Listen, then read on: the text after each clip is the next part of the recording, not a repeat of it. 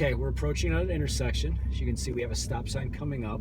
So I'm going to signal right using my index finger and possibly middle finger at the same time. Gradually stopping. My hands again are the top half of the wheel. As I'm approaching the intersection, I always look left first.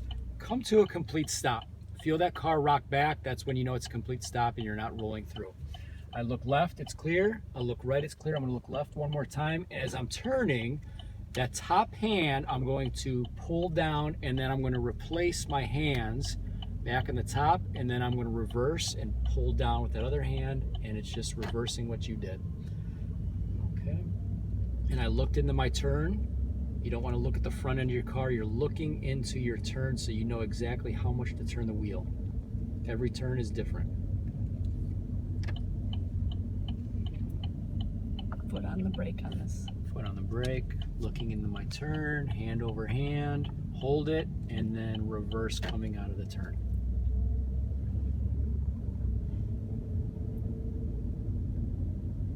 Okay, at this intersection, it's a T intersection, signaling right, gradually coming to my stop. You'll feel my car. Now, if there's a white line, you always stop behind the white line. This intersection does not have one, so you always want to stop. If there's a crosswalk or sidewalk, stop behind that in case pedestrians are coming by. You're not blocking that intersection. If there's no sidewalk or no white line, you always want to stop. I kind of use the stop sign. You just don't want to be sticking out in the middle of the intersection. There's a car coming to from my left, so they have the right of way since they do not have a stop sign. Once they are through, you can see there's a large enough gap. There's no cars coming. I look to the right one more time, make sure no one's crossing, then back to the left, and I'm doing my hand over hand. I'm looking into my turn, holding it, and then reverse your hand placement.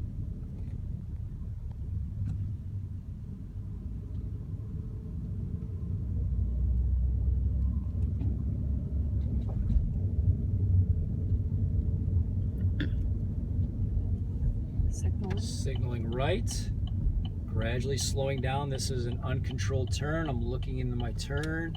Since I'm turning right with my left hand, that opposite hand I'm pulling down, and then I replace my right, and then I reverse my hands. Procedures going to the curb. Okay, I want to pull to the curb, so I'm looking up ahead. You never want to block a driveway, so you want to pick out your spot. So just past this white mailbox and driveway, I'm going to pull to the curb. I'm going to signal right. I'm looking at where I want to position the car, and I'm angling gradually, and I'm looking at the front end of my car. I want to make sure I don't hit the curb or brush my tire up against the curb, but you want to get close enough that you're just a couple inches away from that curb and you're parallel with the curb. You don't want to be at an angle. Once you come to your position, you come to a stop. At that point, you could put the car in park. So my foot's on the brake. To shift gear, I'm going to put from drive, go all the way up to park, and at that point you can release your foot off the brake and then cancel your signal. Anytime you get out of a vehicle, after you come to a complete stop, signal's off, car's in park, you can turn the vehicle off. Now in this particular car, it's the push button, so you just push the button and you can hear that vehicle shut off. Undo your seatbelt, and then before you get out of the vehicle, always check your surroundings. I check my mirror to make sure there's no cars coming behind me. I check my outside mirror. Once my seatbelt's off, I always look over my left shoulder too. That's your blind spot check. You're looking over your left shoulder. Once I know it's clear, I can open up the door and step out.